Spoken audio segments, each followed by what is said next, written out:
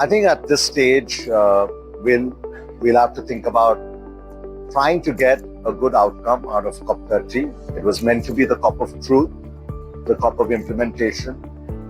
So a good outcome would be where there's a little bit more give and take on all sides. And if we can get something that delivers a credible sign to developing countries on the contributions from developed countries towards climate finance, if we can get something clear on scaled up adaptation finance, and if there is any discussion on fossil fuels or transitions, then it has to be on the back of realizing that our lived realities are very different in the global south. We have to address energy access and energy security issues while delivering energy sustainability. And bringing in nuance into those conversations will be absolutely necessary before we get close to a deal. I think in any negotiation, the side that proposes something will try and portray the side that opposes it as a blocker. So that is a truism. The issue is, are we approaching the negotiations as just a game of discussions and negotiations, or are we addressing it from the point of view of addressing the real concerns that we have on the ground?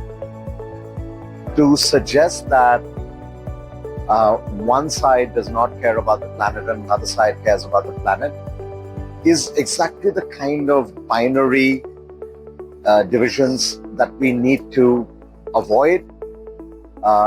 In fact, we should try to bridge.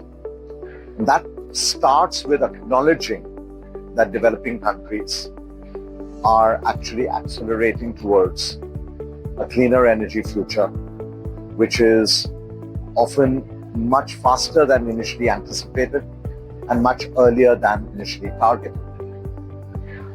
Without recognizing this progress, without recognizing the need for energy access and energy security in a serious, real way that is grounded in reality, not just rhetoric, we will end up creating these divisions and not realize that the real world is more complex and more nuanced.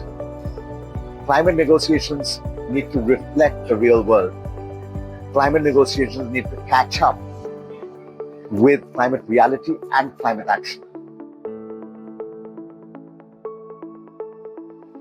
We came into COP30 with a clear idea about what are the core priorities and agenda items that had to be discussed.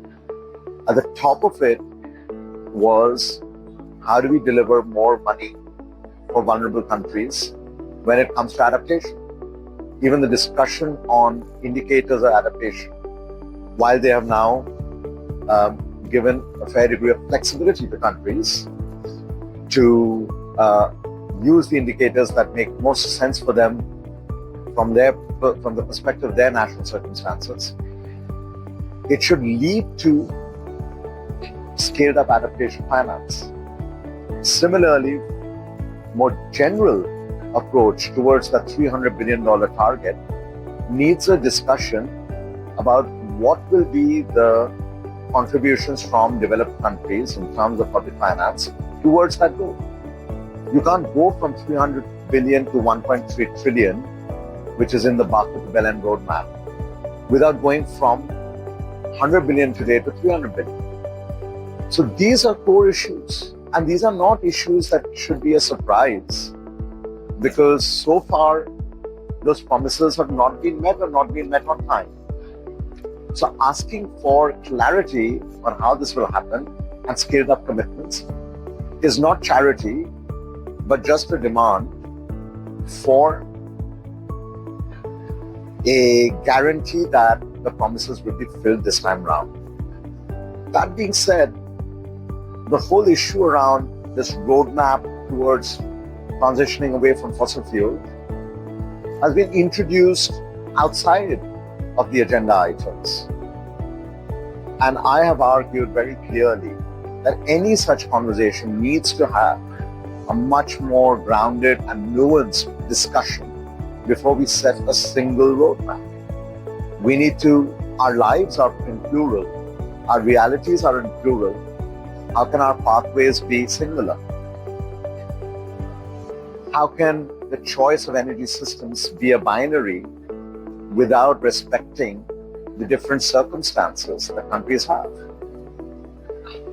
I think there was enough opportunity to try and have those broader discussions. I had laid out a 10-point approach by which we could have a very clear discussion of how quickly we can move to a cleaner energy system, but which is respecting technology, which is respecting finance and investment, and which is respecting social considerations of jobs and livelihoods.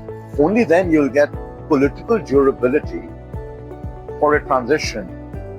The rest will remain rhetoric. So I think there was an opportunity, maybe there still is, but only if we approach this issue with nuance and with mutual respect and mutual sensitivities before we identify mutual interests.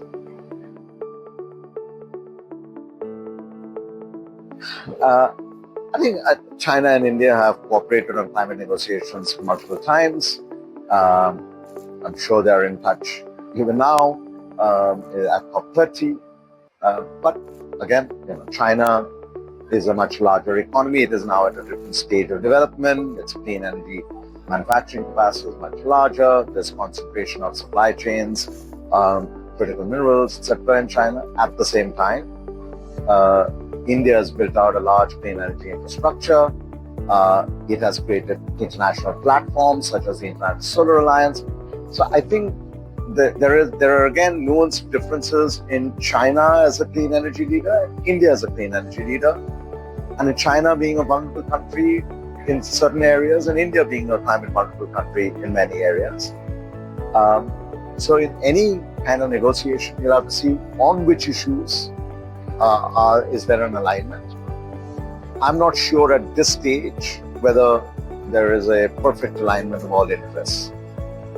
So we have to keep exploring who ends up on which side as these negotiations come towards the close. As Special Envoy for South Asia, I spoke to nearly all of the countries in the region, their governments, the non-governmental actors.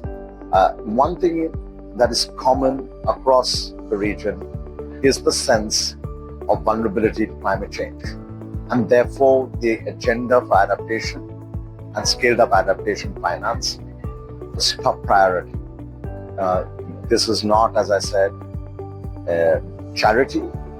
This is what is needed for us to make sure that the climate crisis does not hold back our developmental progress.